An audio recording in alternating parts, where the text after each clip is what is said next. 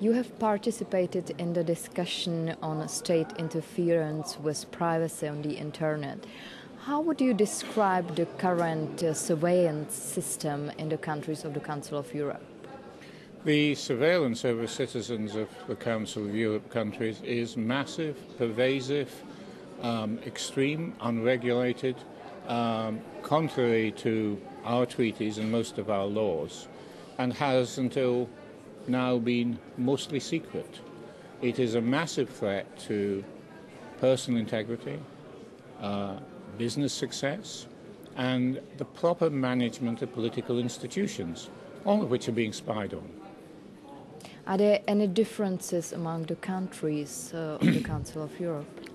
There were two very important issues that emerged from looking at more detail. It isn't just America, or for that matter China, that are the bad guys in this. Within the EU, Britain is taking a lead role in spying, but it's also partnered with and recruits and operates with some of the other member states for sure, Sweden notably, also Denmark, and the network of secret partnerships that intelligence agencies have formed without telling national parliaments or peoples is something that should be uncovered.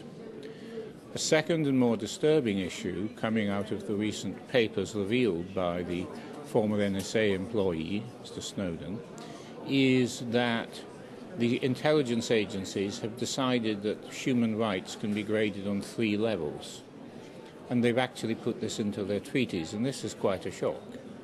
So you have a first-class citizen who is a citizen of the United States, against whom only very justified and specific things can be done, although even that is eroded.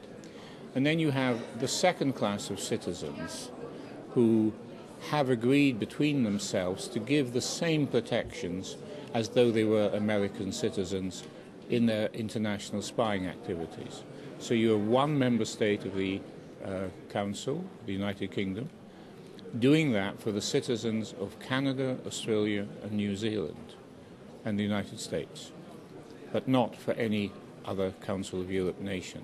Now that is illegitimate, unlawful, completely unjustified, and of course until this month completely secret. Now that we know that, the institutions really have to act against the agencies, and the countries who are hosting agencies which are partnership agreements would be entitled to ask in the first place, well, wait a minute, Great Britain, why are you protecting New Zealanders? We love New Zealanders, but we Swedes require protection. And most Swedes would say, along with most Europeans, we're not different, any of us. Why should Britons, New Zealanders, or even Swedes get special protection? It's ridiculous. It's intolerable.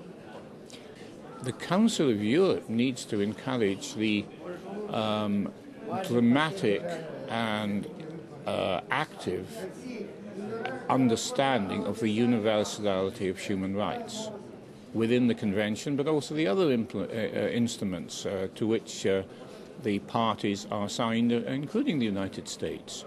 Human rights are universal. It's not okay just to generally spy on the citizens of another country because they're foreign. If they are planning acts of terrorism, no problem. But the countries themselves will do that, will authorize it, sanction it. That too is proportionate.